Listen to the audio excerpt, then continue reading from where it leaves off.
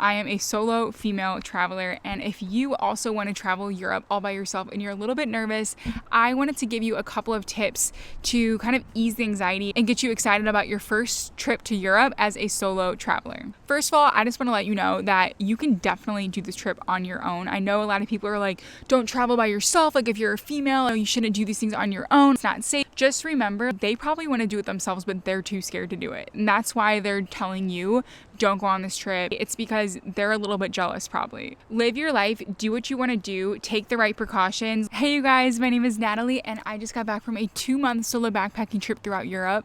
I saw over 15 countries. It was absolutely crazy. I did it all by myself. Okay, so my first tip for you as a female solo traveler is to not wear all of your most expensive designer jewelry on your hands, on your neck, on your ears when you are traveling by yourself. Because naturally people are just gonna look at you because you are a female. You probably look like you're a little bit out of place if you're in a brand new country, just based on what you're wearing or just kind of how you're walking, or if you have like a huge backpack on you, it's a dead giveaway you're a tourist. Try not to bring too much attention to you, and expensive jewelry that's like very flashy can do that naturally. When I was in Europe, I mean, yeah, I was wearing this bracelet the whole time, but like I had it covered when I was going to a place that I wasn't super comfortable with. And I didn't bring like all my designer bags and stuff when I was going throughout Europe. But if it's your first solo female trip, just be aware of what you're putting on your body. Also, how like flashy your clothes are. So like if your cleavage is really out and like your ass is out and like wearing very tight clothing, people will look at you a lot more, just like in the United States or wherever you live right now. But just be aware when you're in another country, it's going to be even more because again, you probably look like you're out of place.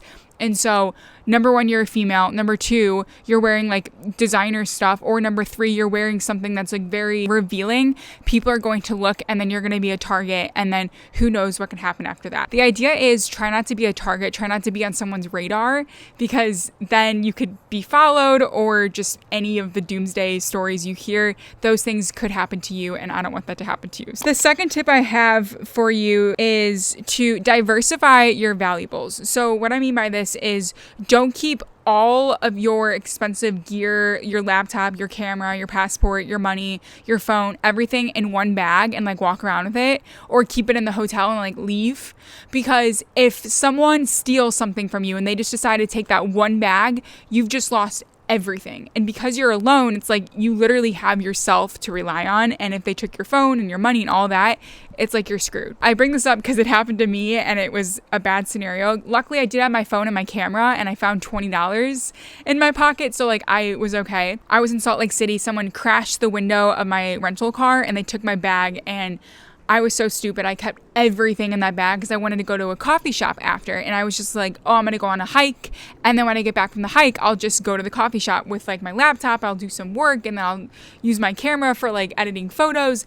And basically it was all stolen. Just be safe and try to like keep some of your money in your suitcase, some of your money in your backpack, some of your credit cards like in your pocket. Like just diversify, and it will just give you a peace of mind as well. If anything bad does happen, God forbid it does, you'll be prepared. The next tip I have for you is always have an extra charger on you for your phone, for your camera, for whatever, but especially your phone. If you're traveling by yourself as a female and something bad happens to you, like your phone dies, okay?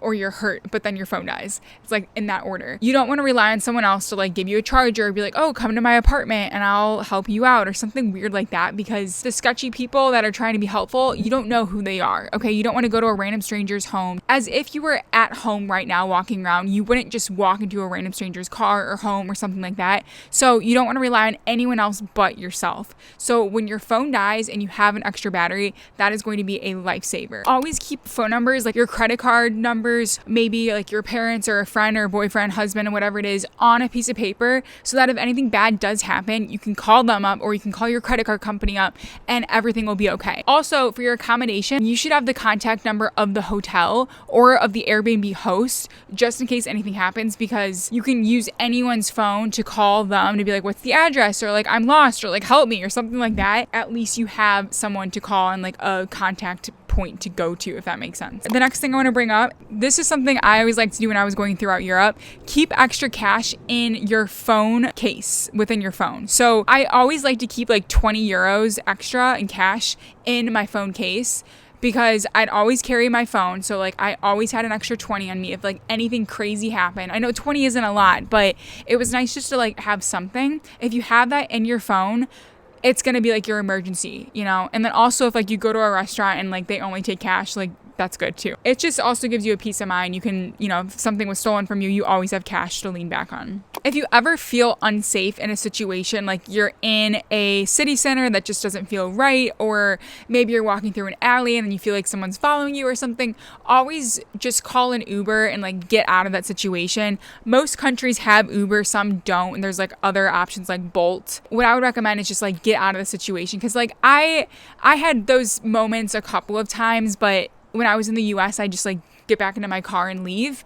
When I was in Europe and I felt that, I would just never go back to that area, just leave ASAP. Something that I always told myself is like, okay, if I don't like an area, an environment, just leave. Just call an Uber, just get out. You don't have to be there. Just because it's a very popular place, it doesn't mean you need to like risk your life to be there, okay? Your safety is always going to be the top priority, especially when you are solo female traveling, okay?